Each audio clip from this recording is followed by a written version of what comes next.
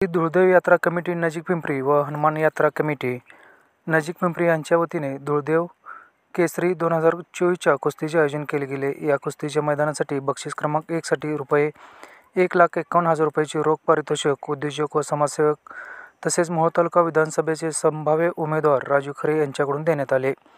सध्या मोहोळ तालुक्यात राजू खरे यांना कर्तृत्व आणि दातृत्व या नावानेही लोक आता ओळखू लागले आहेत। कारण क्षेत्र कुठलेही असो त्या ठिकाणी पहिलं नाव समोर येत आहे ते म्हणजे राजू खरे। या कुस्तीच्या माध्यमातून राजू खरे प्रथमतः पुढाकार घेत असल्याचे दिसून येत आहे। नजीक पिंपरी या गावात कुस्तीच्या आखाड्यात दाखल होताच हलगीच्या तलावर कुस्ती वस्ताद मंडळी व पंच कमिटी यांनी राजू खरे यांचे जंगी स्वागत करत सत्कारही करण्यात आला। त्यावेळी पंढरपूर नगरपरिषदेचे माजी नगराध्यक्ष वामन तात्या बंदपट्टे यांचाही सत्कार करण्यात आला। यावेळी राजू खरे यांच्या हस्ते महिला कुस्तीचेही कुस्ती लावण्यात आले, तर प्रथम क्रमांकाच्या पैलवानांची कुस्ती राजू खरे यांच्या उपस्थितीत पार पडली।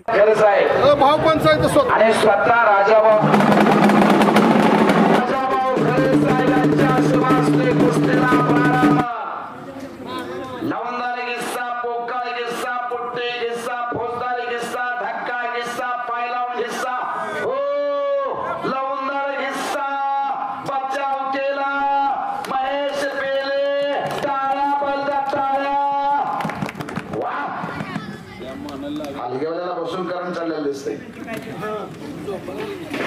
हो पडला का वर नाही का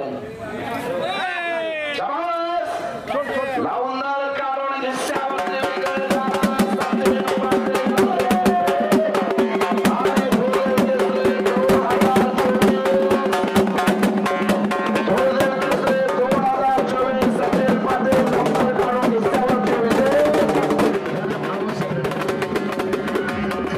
तसेच गावातील सरपंचसह ग्रामपंचायत सदस्य यांनी राजू खरे यांचा सत्कार समारंभ करण्यात आला। यावेळी आपल्या गावावर कशा पद्धतीने अन्याय झाला याचा पाढा वाचत विरोधकांचा खरपूस समाचार घेतला। राजू खरे यांनाही आपल्या शैलीत मोहोळ तालुक्यातील जनतेच्या माध्यमातून हुकुमशाहीची राजवट मुळापासून उखडून फेकण्यात येणार असल्याचेही बोलले गेले। आणि तळागाळातली जाण असणारे आदरणीय राजाभाऊ खरे साहेब यांचं आज आपल्या नजीक पिंपरी गावामध्ये आगमन झालं। फक्त भाऊनं एक शब्द टाकला होता की भाऊ मला आजपर्यंत आमदार खासदार किती आलं गेलं मला त्याचं म्हणजे देणं गेलं नाही। मी काल आमदार पण तेच बोललो ज्यावेळेला या मतदानाच्या रूपाने इथं आलं किती आले किती गेलं पण गावासाठी तुमचं काहीच नाही म्हणून आज बी आमचं गाव ते म्हणलं पाण्यासाठी। मग आम्ही असं करू तसं करू मागच्या लोकांनी केलं नाही पण तुम्ही काय केलं तुम्ही काहीतरी शब्द द्या। मी त्यांना काल स्वतः म्हणजे आमदार साहेबाबरोबर बोललो होतो, परंतु आजपर्यंत ज्यांनी काही केलं नाही मी फक्त भाऊना सांगितलं गावात फक्त मी एक लिस्ट दिली आणि संध्याकाळी 10 वाजता मला फोन केला की ती लिस्टची मला एक झेरॉक्स पाठव। त्यावेळेला मला 40 लाखाची 2 1 किलोमीटरची कामं दिली आणि कुठलंही पद नसताना केवळ एक लोकांच्या जीवाभावाची तळमळ की एक लोकांना काहीतरी मिळावं ह्या हेतून एक धडपडणारा एक मोठा कार्यकर्ता आहे। आपण खरं त्यांचा आपण एक देवच मानला पाहिजे त्यांना। आमदार असतील स्थानिक आमदारांना आजपर्यंत कुणाला काय दिलेलं नाही, खासदारनं दिलेलं नाही। आज तर भाऊ तुम्हाला एक तळमळीनं सांगतो ह्या कालचा जो खासदार होता या आपल्या दलित वस्तीमध्ये खासदार नेतृत्वातून 3 हाय मास्टर आलं होतं त्या हरामखोरानं काढून घेऊन गेला।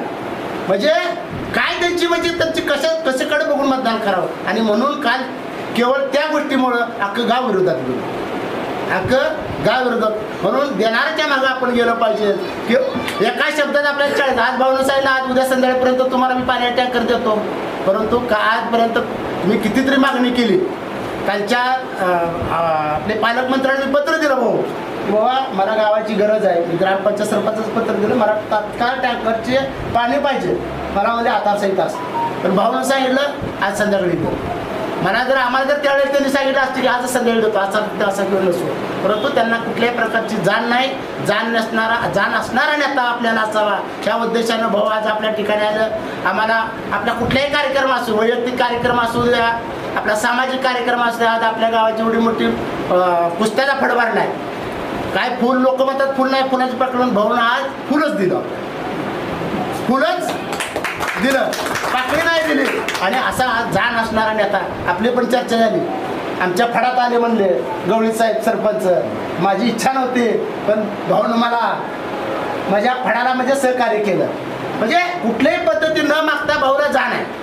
त्यामुळं येणाऱ्या काळात आपण भाऊच्या सगळ्यांनी पाठीमागं राहायचं आहे। सगळ्यांनी येणाऱ्या गोष्टीत काही असू द्या निम्या रात्रीचं काही काम असू द्या भाऊ आपल्यासाठी आहेत, आपणही त्यांच्यासाठी आपण जाणून या म्हणून आपण आज आपल्या गावात नजीक पिंपरी ग्रामस्थांच्या वतीनं ग्रामपंचायतच्या वतीनं आज आपण भाऊचा जाहीर या ठिकाणी सत्कार करूया आणि त्यांचा सत्कार मी आपल्या गावचे माजी सरपंच बाळासाहेब पाटील यांना विनंती करतो की त्यांनी आदरणीय राजाभाऊ खरे साहेबांचा सत्कार करावा.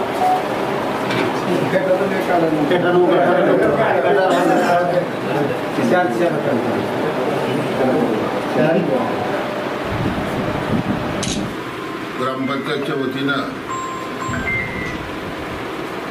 माझा सत्कार माझ्या समाजातील ज्येष्ठ माझे सहकारी कुलचंद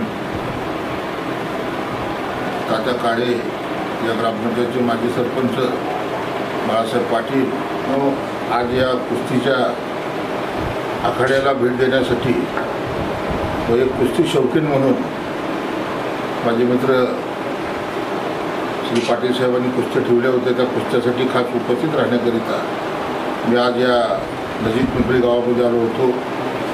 बाबासाहेबांच्या जयंतीच्या मिरवणुकीला मी ग्रामीण भागात फिरत असताना नेमकं नजीक पिंपरीला यायच्या दिवशी मला मुंबईला बैठक लागली.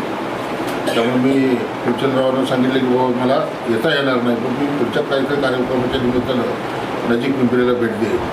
आणि आज कुस्तीच्या निमित्तानं मी आलो. पाठीमागे एकदा कुलचंदरावांनी मला काही कामं सुचवली होती. त्यातून माननीय मुख्यमंत्री महोदयांनी मला मोहोळ तालुक्याच्या विकासासाठी 20 कोटी रुपयाचा निधी दिला आणि मग त्या प्रत्येक गावाला थोडं काहीतरी आपण द्यावं.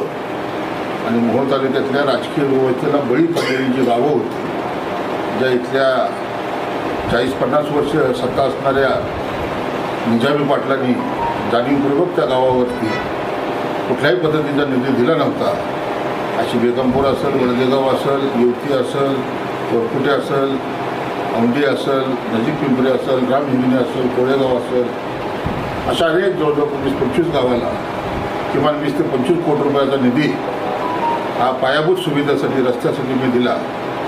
आणि आचारसंहिता संपल्यानंतर मी एवढंच आश्वासन देतो की बाळासाहेब आपण वामनरावांचे मित्र आहात. माझं लहानपण मोठं आणि आज जवळजवळ मी 48 वर्षाचा झालो.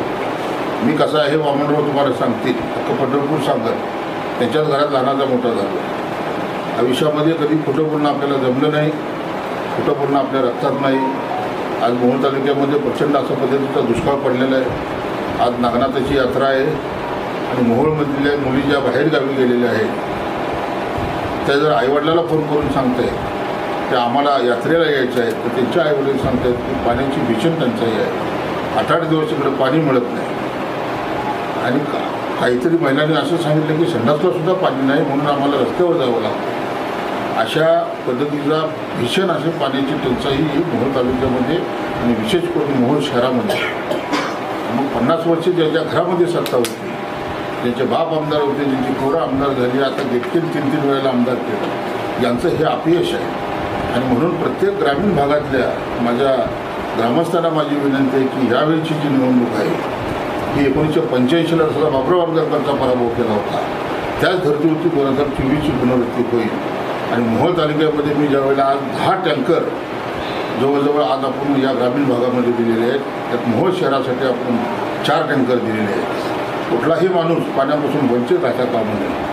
आज महिला जवळजवळ प्रत्येक 20-20 हजार लिटरचे टँकर आणलेले आहेत. आणि बाळासाहेब जवळजवळ 8 लाख लिटर पाणी आज मी या तालुक्यामध्ये देतो आणि 10 टँकरच्याद्वारे पाणी पुरवठा चालू आहे. जर भीषण टंचाई अजून जर पडली तर अजूनही 10 टँकर 15 टँकर असे 20-25 टँकर देऊन या मोहोळ तालुक्यामध्ये आपली गोरगरीब मायबाप जनता पाण्यापासून वंचित राहणार नाही, अशा पद्धतीची व्यवस्था मी केल्याशिवाय राहणार नाही. फक्त एवढंच गोष्ट बोलतो, रामहिंगणीचे सरपंच इथं आहेत, दीपकराव आपण बी इथं आहेत. 50 वर्षाची निजामी पाटील जर आपल्याला उद्ध्वस्त करायची असेल तर आपण सगळ्यांनी मिळून एकत्र येणं गरजेचं आहे. आणि माझ्यासारखा काम करणारा माणूस आहे, ज्यांना निवडून दिलं त्यांनी काही केलं नाही, परंतु त्यांनी केलं तर त्यांच्या भागाचा विकास केला. पण आज मी जे काम करतो मी बघत्या डोळ्यांनी जात-पात धर्माच्या पलीकडे जाऊन सर्व धर्म समभाव 18 पगड जातीला बरोबर घेऊन मी काम करतो. आणि मोहोळची जनता सुजाण आहे, परंतु इथं सगळ्या विरोधकांना एकत्र करणारा उमेदवार नव्हता. त्यामुळे इथे 20 वर्ष मुरा कुस्ती आहे. यावेळीची निवडणूक ही अटीतटीची होईल. ही निवडणूक आपण जिंकूया. मला पूर्ण खात्री आहे की मोहोळ म्हणजे जवळजवळ विरोधी मतांची बेरीज 1,35,000 ते 40,000 आहे आणि राष्ट्रवादीच्या उमेदवाराला पडणारी मतं ही 60,000 ते 65,000 आहे. त्यामुळे इथं विरोधी मतदान जास्त आहे. परंतु विरोधी मतदान जर एकत्र केलं तर निजामी पाटील ते संपायला वेळ लागणार नाही आणि याची सुरुवात मी ग्रामीण भागात फिरताना करते. मी एवढंच या सत्काराला उत्तर देताना सांगितलं की आचारसंहिता संपल्या माननीय मुख्यमंत्री महोदयांकडून बसून एक फार मोठ्या पद्धतीचा निधी मी सुचवलेला आहे.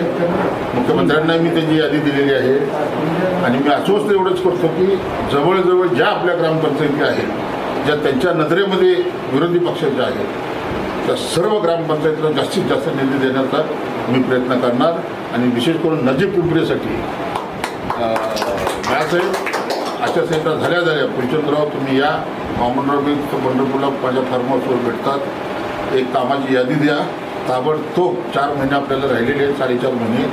मी यादी दिल्यानंतर ताबडतोब मंजूर करून देतो आणि 4 महिन्यात कामं संपवून जेव्हा मी मतं मागायला येईल तेव्हा या गावाचे रस्ते चांगले असले पाहिजे आणि त्या रस्त्यावरनं फिरताना मला आनंद वाटला पाहिजे की निवडणुकीच्या अगोदर इथले रस्ते आपण चांगले केले. निवडून आल्यानंतर तर तुम्ही सांगायचं मी करायचं आहे आणि हा पहिल्यांदा संधी आलेली आहे. या संधीचं सोनं करा.